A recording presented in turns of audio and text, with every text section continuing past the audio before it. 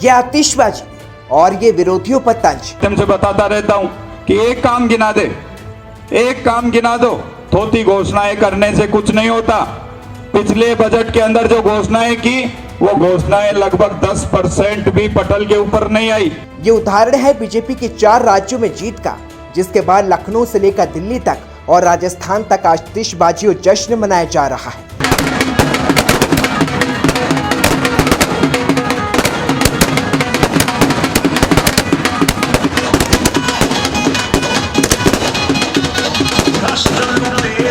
ये आतिशबाजी और ये सभा बीजेपी की उस जीत की है जिसे सबसे बड़ी जीत माना गया और बगरू विधानसभा क्षेत्र के लक्ष्मीनगर गोने रोड पर बगरू के पूर्व विधायक और बीजेपी नेता कैलाश वर्मा ने जनसभा की और जीत का जश्न मनाया और विरोधियों पर तंज कसा।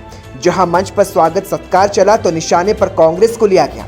यूपी के चुनाव के बाद बारी गुजरात की है और फिर राजस्थान। क्या 2023 में बीजेपी कमाल करेगी? इसी मुद्दे पर गुलाबी टाइम्स के संवाददाता विपुल माहेश्वरी ने कैलाश वर्मा से सीधी बात की। बगरू से पूर्व विधायक और बीजेपी नेता कैलाश वर्मा इस वक्त यहाँ पहुंचे हैं। सर, 4 राज्यों में जीत के बाद एक बड़ा उत्सव, सर क्या कहना चाहेंगे? सबसे पहले आज लुनियावास गोनेर रोड के ऊपर एक जयपुर डेवलपमेंट अथॉरिटी की विकास समिति के अध्यक्ष भी हैं, गोनेर रोड समिति के भी अध्यक्ष रहे राम अवतार जी। ये पूरी टीम आज यहाँ मंच के ऊपर है। सामने हमारे मोतियों से भी महंगे कार्यकर्ता हैं।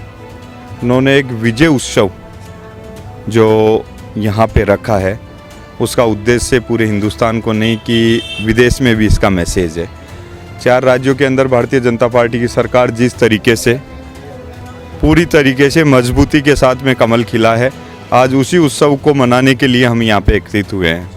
आप लोग देख रहे हो कि एक विकास के नाम के ऊपर और मोदी जी ने जो नेक कार्य हिंदुस्तान की पटल के ऊपर किए हैं, उनसे ये जाहिर हो गया कि आने वाले समय के अंदर भारतीय जनता पार्टी जो संकल्प था, कोई ज़माने के अंदर एक समय आया था जो जब अटल जी की सरकार एक वोट से गिरी थी तो कांग्रेसी सरकार अटल जी के ऊपर हंसे थे, जब उन्होंने कहा था कि एक समय ऐसा आएगा कि भारतीय जनता पार्टी की सत्ता हिंदुस्तान के प्रत्येक कोने के अंदर होगी और प्रत्येक व्यक्ति कांग्रेस की नीतियों के ऊपर हंसेगा, और आज वही हो रहा है। सर, सवाल है 4 राज्यों में जीत के बाद बारी राजस्थान की भी है। 23 आ रहा है, किस तरह से देखते हैं सर? क्या वाकई कमल राजस्थान में खिलने वाला है? किसी प्रकार की कोई अतिशयोक्ति नहीं है कि आने वाले समय के अंदर सारे रिकॉर्ड टूट जाए राजस्थान के अंदर। और जिस तरीके का सामान्य प्रधानमंत्री जी का जो विश्व के ताकतवर नेता है, उनका मैनेजमेंट है, उससे हम गारंटी से कह सकते हैं कि कांग्रेस तो कहीं दूर दूर तक ही नहीं है। कांग्रेस नाम की चिड़िया मेरे को लगता है कि हिंदुस्तान के अंदर बचेगी, ऐसा अब नहीं लग रहा। विकास के नाम के ऊपर, नीति के नाम के ऊपर, व्यक्तित्व के विकास के लिए, हिंदुत्व के लिए बहुत सारे मुद्दे हैं जो हिंदुस्तान की धरा के ऊपर, पटल के ऊपर दिखते हैं। और उन्हीं मुद्दों के माध्यम से जो 4 राज्यों के अंदर जीत हुई, आने वाले समय में गुजरात हो, राजस्थान हो, छत्तीसगढ़ हो, सब जगह भारतीय जनता पार्टी का परचम ले रहा है। सवाल है, कांग्रेस के नेताओं की मैं बात करूं तो बीजेपी में गुटबाजी की बात करते हैं कि मनमुटाव चल रहा है, इस पर आपकी अपनी क्या राय? देखो, भारतीय जनता पार्टी में तो किसी प्रकार की कोई गुटबाजी नहीं है। विकास की बातें हैं जो पिछली सरकार के टाइम, वसुंधरा जी के टाइम में हुई, विकास की बातों को वो पूरी तरीके से रखते हैं, संगठनात्मक दृष्टि से संगठन के लोग रखते हैं।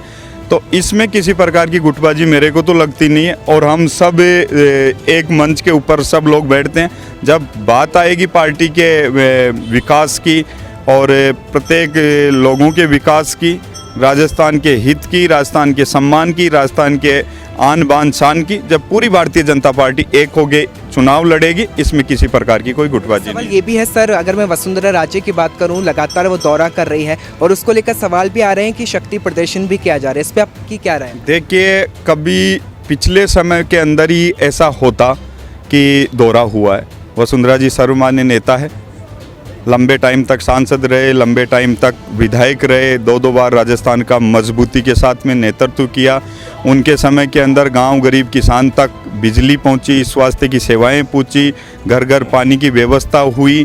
तो उस मामले को देखते हुए हमारी राष्ट्रीय उपाध्यक्ष है और संगठनात्मक दृष्टि से और जो आपने सवाल किया कि शक्ति केंद्र उनकी शक्ति प्रदर्शन उनकी लोकप्रियता है। राजस्थान का प्रत्येक व्यक्ति उनसे जुड़ा हुआ है, तो कहीं पे भी जाते हैं लोकप्रियता सामने आती है, तो हम इसको शक्ति प्रदर्शन का नाम तो नहीं दे सकते, मगर इतना ज़रूर कह सकते हैं कि उनके समय के अंदर 2 बार चीफ मिनिस्टर रहे और उनके समय के अंदर जो काम हुए हैं जनता के लिए उसको कांग्रेस तो कर नहीं पाई, उनका थोड़ा सी भी नहीं कर पाई। और राजस्थान की जनता के लिए उन्होंने जो किया है वो कहीं पे भी जाते हैं तो जो भीड़ उनके लिए आती है, आतुर रहती है, वो उनका प्यार है, मान है, सम्मान है जो राजस्थान की जनता के लिए किया है। आखिरी सवाल है, द कश्मीर फाइल्स को लेकर कई राज्यों ने छूट दी है, राजस्थान में भी मांग उठाई है, आप ही के नेता भी उठा रहे हैं, क्या कुछ कहना चाहेंगे? अभी राजस्थान ने टैक्स फ्री नहीं किया। देखिए, जो बात आप कर रहे हैं ये सारी बातों को, राजस्थान हो चाहे हिंदुस्तान हो, किसी भी जगह की कोई बात होती है, राजस्थान एक ऐसा प्रदेश है,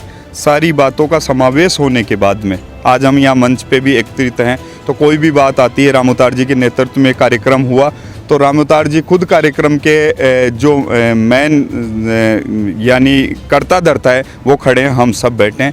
तो वैसी ही बात राजस्थान के अंदर है, सबका समावेश होगा, कोई अच्छी बात निकल के आएगी तो बिल्कुल ज़रूर करेंगे, यहाँ पे भी होगा। बहुत बहुत शुक्रिया सर। इस वक्त कैलाश वर्मा जी हमारे साथ मौजूद थे, जिन्होंने साफ कहा है कि 2023 में बीजेपी की सरकार एक बार फिर रिपीट होगी और कांग्रेस को शिकस्त मिलेगी। कैमरामैन कुणाल के साथ मैं विपुल माहेश्वरी, गुलाबी टाइम्स, जयपुर।